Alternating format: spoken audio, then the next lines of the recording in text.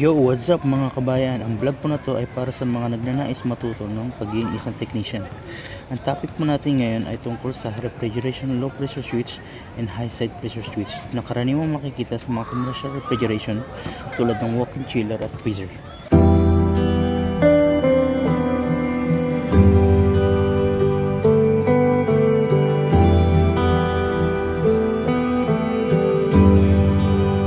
Gamit kasi ang pressure switch na ito para may apply natin ang pump down system sa ating unit.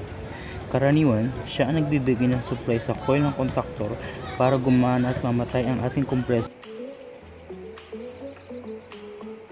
Kikita po natin ay may tornilyo sa ibabaw. Alisin nyo ang lock para maikot yung tornilyo at may adjust. Kikita nyo po ay nakakonect ang low side ng gauge sa low side ng pressure switch at yung gitna ng gauge ay sa ating tangke.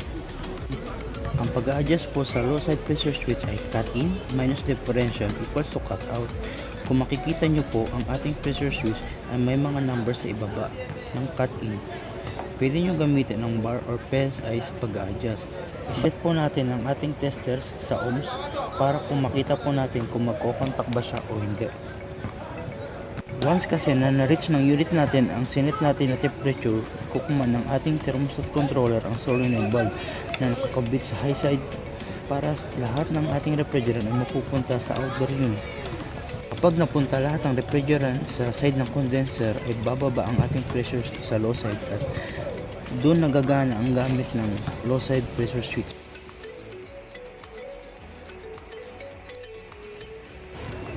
Advice ko lang po mga ka-technician, dapat po ay mas mataas ang ating cut-in kaysa differential.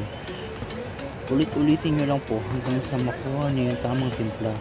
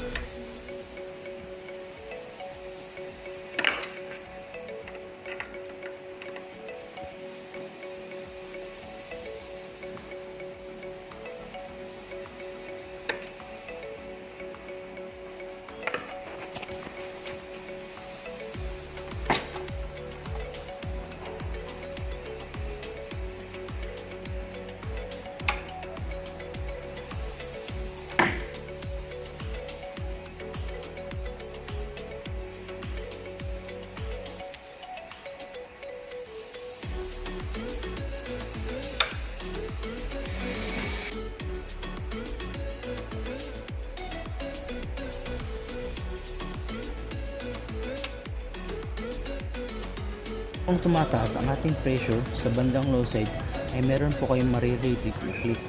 Kung titignan nyo po ang ating tester ay magkakaroon ng resistance, ibig sabihin po nito ay gumana na po ang ating cut-in. Ang susunod po natin na gagawin ay sasara po natin ang ating gauge manifold sa bandang low side at unti-unti po natin bubuksan ang ating hose sa bandang ibaba ng low side para po sumingaw yung ating refrigerant. Once po na bumababa ang ating pressure sa bandang low side ay meron ulit kayong maririnig na click.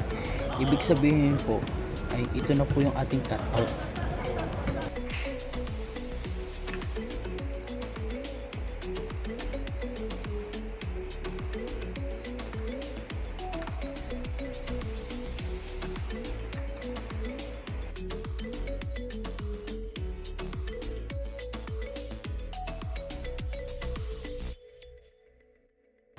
Kung makikita nyo po ay tatlo po ang ating connection sa ating terminal ng pressure switch. Yung isa po ay common or line 1 at yung isa naman po ay return papuntang coil ng contactor. Pinakahuli ay yung trip na nakalagay sa pilot light para po malaman kapag ang unit ay nakatrip. Sa akin po kasi ang aking cut-in ay 25 at ang aking differential ay 23. So, ang magiging cutout ko po ay 2 PSI.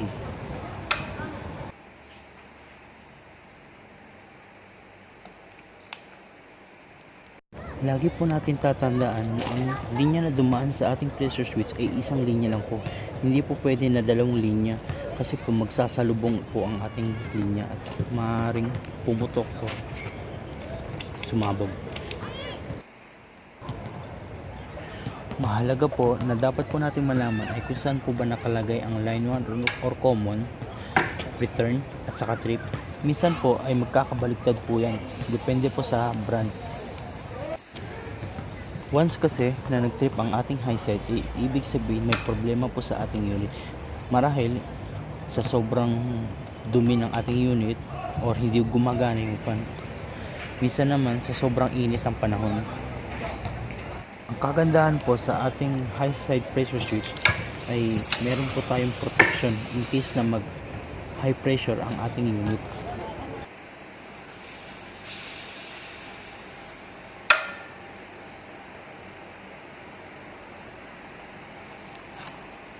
Bubuksan po natin ang ating gauge.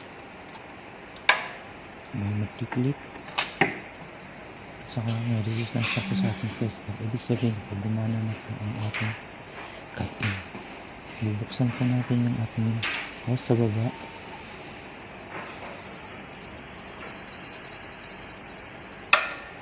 Yun, gumana po ang ating cut-out. Nawala po ang ating for example, ito po yung hindi pa natin alam kung saan yung common at saka trip. Alam lang natin yung contact. Ngayon po nakapatay siya. Bigyan natin ng pressure. Ayan, tumaas ng 30. Tapos nag-contact siya. Ngayon hanapin po natin yung common saka yung trip. Ngayon po ay i-release ko siya. Pag ganyan may contact, yung isa may contact, wala. Ito meron. Pag nag-trip siya, dapat yung isa, pag nawalan siya ng pressure, dapat yung isa ay may contact kasi trip yun. Nasa natin. Oops, yun. Wala.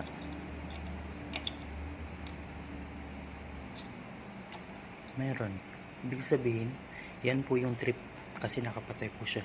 Magbibigay po siya ng alarm doon sa controller natin na nag-automatic na siya or nag-pump down na siya. Diyan din po yung trip ng ating high side. Once na may high pressure naman po, may ina-adjust din dito, cut in, cut out. Dito po ina-adjust sa likod.